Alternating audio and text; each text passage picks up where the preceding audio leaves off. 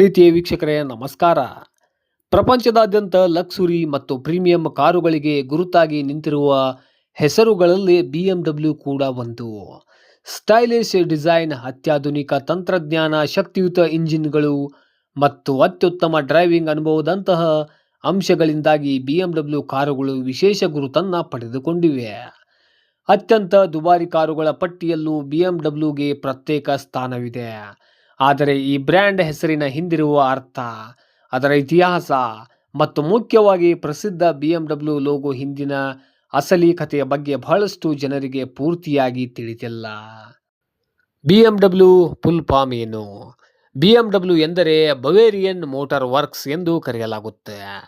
ಜರ್ಮನಿಯ ಬವೇರಿಯಾ ಪ್ರದೇಶದೊಂದಿಗೆ ಸಂಸ್ಥೆಗೆ ಇರುವ ಐತಿಹಾಸಿಕ ಸಂಬಂಧವನ್ನು ಈ ಹೆಸರು ಸೂಚಿಸುತ್ತೆ. ಪ್ರಸ್ತುತ ಪ್ರಪಂಚದಾದ್ಯಂತ BMW ಹೆಸರಿನಿಂದ ಪ್ರಸಿದ್ಧವಾಗಿರುವ ಈ ಸಂಸ್ಥೆಗೆ ಮೊದಲಿನಿಂದಲೂ ಕಾರು ತಯಾರಿಕಾ ಸಂಸ್ಥೆಯಾಗಿ ಗುರುತಿಸಿಕೊಂಡಿರಲಿಲ್ಲ.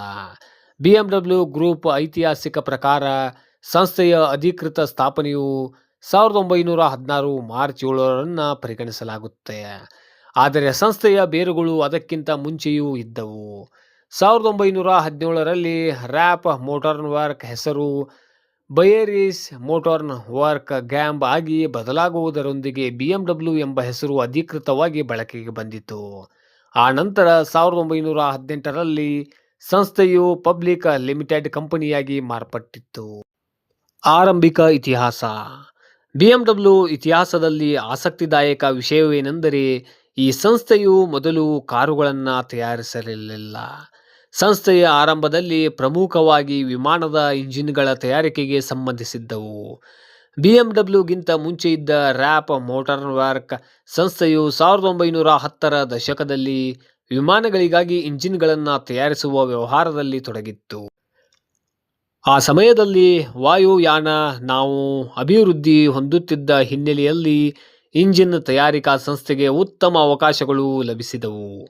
ಆದರೆ ಮೊದಲ ಜಾಗತಿಕ ಯುದ್ಧ ಮುಗಿದ ನಂತರ ಜರ್ಮನಿಯ ಮೇಲೆ ಹೇರಲಾದ ನಿಯಮಗಳ ಕಾರಣದಿಂದಾಗಿ ವಿಮಾನದ ಇಂಜಿನ್ ತಯಾರಿಕೆಯ ಮೇಲೆ ನಿರ್ಬಂಧಗಳು ಬಂದವು. ಇದರಿಂದಾಗಿ BMW ತನ್ನ ವ್ಯವಹಾರವನ್ನು ಇತರ ಕ್ಷೇತ್ರಗಳಿಗೆ ವಿಸ್ತರಿಸಬೇಕಾಗಿ ಬಂದಿತ್ತು. ಈ ಬದಲಾವಣೆಯು ಸಂಸ್ಥೆಯ ಭವಿಷ್ಯವನ್ನು ಸಂಪೂರ್ಣವಾಗಿ ಬದಲಾಯಿಸಿತು. ಮೋಟಾರ್ ಸೈಕಲ್ ಮತ್ತು ಕಾರು ತಯಾರಿಕಾ ಕ್ಷೇತ್ರಕ್ಕೆ ಪ್ರವೇಶ. ವಿಮಾನದ ಇಂಜಿನ್ಗಳ ತಯಾರಿಕೆಯಿಂದ ಇತರ ಕ್ಷೇತ್ರಗಳತ್ತ ಮುಖ ಮಾಡಿತು BMW. 1923ರಲ್ಲಿ BMW R32 ಹೆಸರಿನಲ್ಲಿ ತನ್ನ ಮೊದಲ ಮೋಟಾರ್ ಸೈಕಲ್ ಅನ್ನು ಬಿಡುಗಡೆ ಮಾಡಿತ್ತು. ಇದು ಕಂಪನಿಗೆ ದ್ವಿಚಕ್ರ ವಾಹನಗಳ ಕ್ಷೇತ್ರದಲ್ಲಿ ಬಲವಾದ ಅಡಿಪಾಯವನ್ನು ಹಾಕಿಕೊಟ್ಟಿತ್ತು. ಆ ನಂತರ 1928ರಲ್ಲಿ ಪಾರ್ಜೈಗಳ ಐಸೆನಾಕ್ ಸಂಸ್ಥೆಯನ್ನು ಸ್ವಾಧೀನಪಡಿಸಿಕೊಳ್ಳುವುದರೊಂದಿಗೆ BMW ಕಾರು ತಯಾರಿಕಾ ಕ್ಷೇತ್ರಕ್ಕೆ ಕಾಲಿಟ್ಟಿತ್ತು.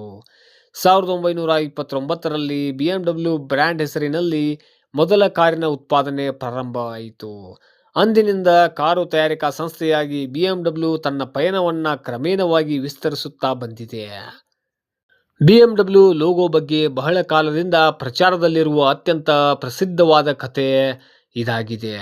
BMW ಹಿಂದೆ ವಿಮಾನದ ಇಂಜಿನ್ಗಳನ್ನು ತಯಾರಿಸುತ್ತಿದ್ದರಿಂದ ಲೋಗೋದಲ್ಲಿರುವ ನೀಲಿ ಮತ್ತು ಬಿಳಿ ಬಣ್ಣದ 4 ಭಾಗಗಳು ತಿರುಗುತ್ತಿರುವ ವಿಮಾನದ ಪ್ರೊಪೆಲ್ಲರ್ ಅನ್ನು ಸೂಚಿಸುತ್ತವೆ ಎಂದು ಬಹಳಷ್ಟು ಜನರು ಭಾವಿಸಿದ್ದರು.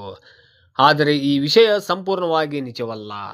BMW ಸ್ವತಃ ವಿವರಿಸಿರುವ ಪ್ರಕಾರ ಲೋಗೋವನ್ನು ಮೊದಲು ರೂಪಿಸಿದಾಗ ಅದು ವಿಮಾನದ ಪ್ರೊಪೆಲ್ಲರ್ ಅನ್ನು ಸೂಚಿಸಿರುವಂತೆ ತಯಾರಿಸಿರಲಿಲ್ಲ. ಬವೇರಿಯಾ ರಾಜ್ಯಕ್ಕೆ ಸಂಬಂಧಿಸಿದ ನೀಲಿ ಮತ್ತು ಬಿಳಿ ಬಣ್ಣಗಳೇ ಆ ಲೋಗೋಗೆ ಪ್ರಧಾನ ಪ್ರೇರಣೆಯಾಗಿದೆ. ಆದರೆ ಈ ಪ್ರೊಪೆಲ್ಲರ್ ಕಥೆ ಏಕೆ ಇಷ್ಟೊಂದು ಜನಪ್ರಿಯವಾಯಿತು ಎಂಬುದಕ್ಕೂ ಒಂದು ಕಾರಣವಿದೆ.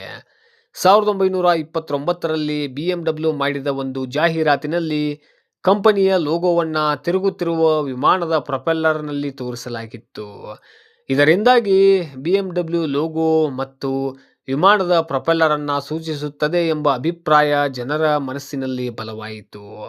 ಆ ನಂತರ BMWಗೆ ವಿಮಾನದ ಇಂಜಿನ್ ತಯಾರಿಕೆಯೊಂದಿಗೆ ಇದ್ದ ಹಳೆಯ ಸಂಬಂಧವು ಇದಕ್ಕೆ ಜೊತೆಯಾಯಿತು. ಇದರಿಂದಾಗಿ ಲೋಗೋದಲ್ಲಿನ 4 ಭಾಗಗಳನ್ನು ಬಹಳಷ್ಟು ಜನರು ಪ್ರೊಪೆಲ್ಲರ್ ರೆಕ್ಕೆಗಳೆಂದು ಭಾವಿಸಲು ಪ್ರಾರಂಭಿಸಿದರು. ಈ ನಂಬಿಕೆಯು ದಶಕಗಳ ಕಾಲ ಮುಂದುವರಿಯುತ್ತಾ ಬಂದಿತ್ತು.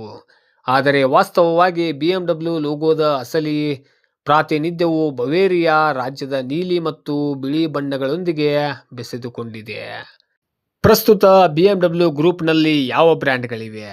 ಕಾಲಕ್ರಮೇಣ BMW ಕೇವಲ ಒಂದು ಕಾರು ತಯಾರಿಕಾ ಸಂಸ್ಥೆಯಾಗಿ ಮಾತ್ರವಲ್ಲದೆ ಪ್ರಪಂಚದ ಪ್ರಮುಖ ಪ್ರೀಮಿಯಂ ಆಟೋಮೊಬೈಲ್ ಗ್ರೂಪ್ಗಳಲ್ಲಿ ಒಂದಾಗಿ ಬೆಳೆದಿದೆ. ಪ್ರಸ್ತುತ BMW Mini, Rolls Royce, BMW Motorrad ನಂತಹ ಬ್ರ್ಯಾಂಡ್ಗಳು BMW ಗ್ರೂಪ್ನ ಭಾಗವಾಗಿವೆ. ಅದೇ ಸಮಯದಲ್ಲಿ ಎಲೆಕ್ಟ್ರಿಕ್ ವಾಹನಗಳು, ಡಿಜಿಟಲ್ ತಂತ್ರಜ್ಞಾನ, ಹೊಸ ಪೀಳಿಗೆಯ ವಾಹನ ಪ್ಲಾಟ್ಫಾರ್ಮ್ಗಳಂತಹ ಕ್ಷೇತ್ರಗಳ ಮೇಲೆಯೂ ಕಂಪನಿಯು ಭಾರಿ ಗಮನವನ್ನು ಹರಿಸುತ್ತಿದೆ. 2025ರಲ್ಲಿ BMW ತನ್ನ ನ್ಯೂ ಕ್ಲಾಸ್ನಲ್ಲಿ ಮೊದಲ ಮಾಡೆಲ್ ಅನ್ನು ಅನಾವರಣಗೊಳಿಸುವ ಮೂಲಕ ಭವಿಷ್ಯದ ಎಲೆಕ್ಟ್ರಿಕ್ ಮತ್ತು ಡಿಜಿಟಲ್ ವಾಹನಗಳ ದಿಕ್ಕಿನಲ್ಲಿ ತನ್ನ ಕಾರ್ಯತಂತ್ರವನ್ನು ಮತ್ತಷ್ಟು ಸ್ಪಷ್ಟವಾಗಿ ತೋರಿಸಿಕೊಟ್ಟಿದೆ.